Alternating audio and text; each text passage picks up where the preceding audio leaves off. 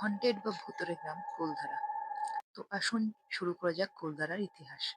কুলধারা রাজস্থানে অবস্থিত জয়সলমীর জায়গায়, যেটা 17 থেকে 18 কিলোমিটার দূরে অবস্থিত এই গ্রামটি। হ্যাঁ, তো জয়সলমীর থেকে 17-18 কিলোমিটার দূরেই কিন্তু কুলধারা অবস্থিত। 1291 সালের দিকে পালি অঞ্চল থেকে আসা পালিবানা ব্রাহ্মণরা এই গ্রামটি প্রতিষ্ঠান করেছিল। মরুভূমির বুকে এরকম শুনশান জায়গাতে তারা গঠিত করেছিল বা সংগঠিত হয়ে একসাথে একটা গ্রাম বানিয়েছিল, সেটা হচ্ছে কুলধারা।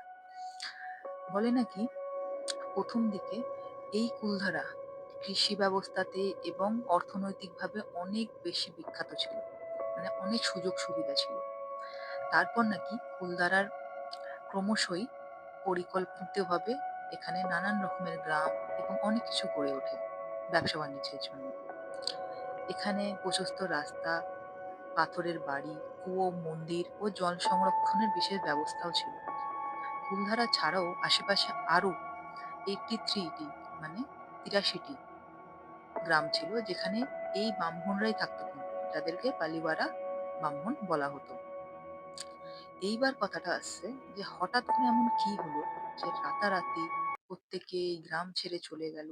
এমন কি রহস্য আছে এটার পেছনে? এমন কিসের রহস্য আছে? আর কেন এখন এটা হন্টেড প্লেসের মধ্যে একটা নামকরণ করা হয়েছে যে 4টের পর কোনো পর্যটক ওখানে ঢোকে না? যারা ওখানে ভিজিট করেছে তারা জানে, যারা করেনি বা আগামী দিনে রাজস্থান যাচ্ছে তো অবশ্যই ভিজিট করো, 4টের পর এখানে ঢুকতে দেওয়া হয় না। তো যারা ইতিহাস প্রেমী অবশ্যই জায়গাটায় যেও। তো সেটাই জানবো রহস্যটা কি, আজকে আমি সেটাই তোমাদেরকে জানাবো। এবার আসবো রহস্যের দিকে। কি হয়েছিল কুলধারা গ্রামে? সবাই আমরা জানি হন্টেড প্লেস, প্রত্যেকটা ভিলেজ রাতারাতি শূন্য হয়ে গিয়েছিল, কোনো মানুষ বসবাস করছিল না, সবাই ফাঁকা হয়ে গেছিল। বলে নাকি সবাই গায়েব হয়ে গেছিল রাতারাতি, কাউকে দেখা যায়নি এবং কাউকে খুঁজেও পাওয়া যায়নি। পরবর্তীকালে, মানে পরবর্তী সময়েও যখন ইতিহাসের পাতায় এই কুলধারা গ্রাম নিয়ে কথা হয়, বলে নাকি রাতারাতি 1825 সালের এক রাতে পুরো গ্রাম খালি হয়ে গেছিল। তার সাথে 73টা আরো গ্রামে, যেখানে এই পালিবাড়ি ব্রাহ্মণরা বাস করতো, তারা সবাই নাকি কোথাও যেন গায়েব হয়ে গেছিল। বাট কেন? বলে নাকি ইতিহাসে আছে, ঠিক আছে, তার প্রমাণ এখনো পাওয়া যায়নি, বা এই নিয়ে অনেকে তর্ক বিতর্কও চলছে। বাট ইতিহাসের পাতায় আছে জয়সলমীরের যে রাজা ছিল, তার যে মন্ত্রী ছিল সালিম সিং, সে নাকি প্রচন্ড প্রভাবশালী ছিল। আর এই গ্রামের এক প্রধান ছিল, যেই প্রধানের মেয়েকে উনার খুব পছন্দ আমি হয়েছে। তোমার মেয়েকে প্রত্যেকে বিয়ে করব। সুন্দরী একজন মহিলা ছিলেন, যাকে দেখে ইনার খুব পছন্দ হয়েছিল and তিনি বিয়ের প্রস্তাব দিয়েছিলেন। যখন এই ব্রাহ্মণের পুরো জাতি রাজি হয়নি, যেহেতু উনি এরম হিংসালো একটা টাইপের মন্ত্রী ছিলেন, আমাদের গ্রাম ছেড়ে চলে যেতে তিনি হবে। জোর জবরদস্তি করে মেয়েটিকে বিয়ে করার চেষ্টা করছিলেন। সেই প্রস্তাবে এরা কোনোভাবেই রাজি হয়নি। আর আমরা সবাই জানি আগেকার দিনে অনেক প্রথা ছিল, নিয়ম ছিল, যে যাকে ইচ্ছে বিয়ে করতে পারতেন না। আর ব্রাহ্মণদের তো অনেকই নিয়ম কানুন ছিল। তো এরা সেই প্রস্তাবে রাজি হয়নি। তো এর ফলে কি করেছিল, সালিম সিং অনেক অত্যাচার করেছিল এই গ্রামের ওপর।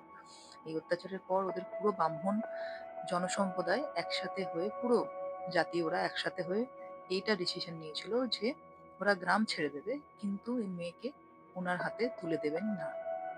তো এইটা একটা গল্প আছে। কিন্তু ইতিহাসের পাতায় আছে কি যখন এরা প্রত্যেকে গ্রাম ছেড়ে চলে যাচ্ছিল, তখন নাকি এই গ্রামের ওপর অভিশাপ দিয়ে গিয়েছিলেন যে এইখানে, এই গ্রামের মাটিতে কোনোদিন কেউ বসবাস করতে পারবে না। বাট এটার কোনো প্রমাণ নেই। বৈজ্ঞানিক মতে এটা সম্পূর্ণ বানানো গল্প। এটা নিয়ে এখনো যুক্তিতর্ক হয়। কিন্তু রহস্য এটাই, যদি এটাই হয়ে থাকে তো এটা হন্টেড কি করে হলো? এইবার আসি অনেক বহু বছর পর, যারা আশেপাশের বাসিন্দা আছে, মানে ওই এলাকা থেকে 17-15 কিলোমিটার দূরেও যারা আছে, যারা কোনো না কোনো কাজে সন্ধ্যের দিকে বা বিকেলের দিকে আগে ওই কুলধারা গ্রামের আশপাশ থেকে গেছে, হতেই পারে সে কাজের জন্য মরুভূমির পথে ওখান দিয়ে যাচ্ছে, তারা বলেছে যে সন্ধ্যে 4টের পর নাকি প্রচুর মেয়েদের কান্নার আওয়াজ, চুরির আওয়াজ, পায়ের শব্দ, বিভিন্ন ধরনের আওয়াজ শুনতে পাওয়া যায়। এবং আমাদের যে আর্কিওলজিক ডিপার্টমেন্টও আছে, তাদের মতে, এবং অনেক প্যারানর্মাল এক্সপার্টও আছে যারা ওখানে গিয়েছিল, তারা অনেক হেভি ফিল করেছে, অনেক রকমের ছায়া প্রতিবিম্ব দেখতে পেয়েছে।